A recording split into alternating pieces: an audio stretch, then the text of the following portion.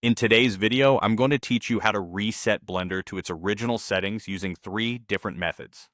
Whether you're a beginner or a seasoned pro, it's easy to get tangled up in Blender's myriad options and settings, and sometimes the simplest way to solve a problem is to start fresh. Luckily, Blender offers several ways to reset things back to their factory settings, and today, I'll walk you through each method in detail. First up, we have the option to reset everything to factory settings. This is the most comprehensive reset you can do. To start, you'll want to navigate to the File menu in Blender. From there, select Defaults and then choose Load Factory Settings. If a dialog box pops up asking for confirmation, go ahead and confirm the action. By doing this, you're effectively wiping the slate clean. All your preferences, themes, and even the layout will return to Blender's default state, just like when you first installed it. It's a handy approach if you want a complete overhaul.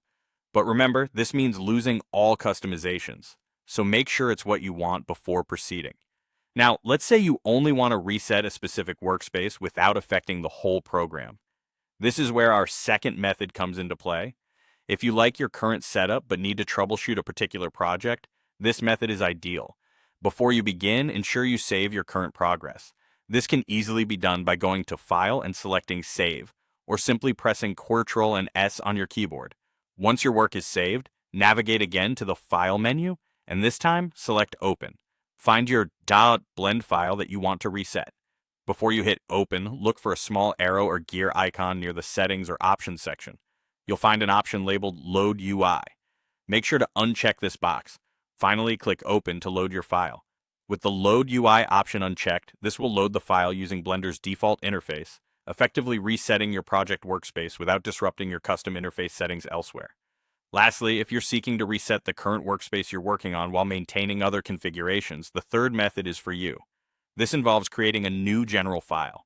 Head over to File, then select New, followed by General. This action opens a new file with the default workspace layout, a simple canvas you can use to readjust or compare with your original file as needed. It's a straightforward method, allowing you to create a fresh workspace from which you can rebuild aspects of your project or transfer over what you need from your previous setup. I hope these methods are helpful to you and make your workflow smoother. Resetting doesn't have to be daunting, and with these steps, it's just a matter of a few clicks. Thanks for watching, and happy blending!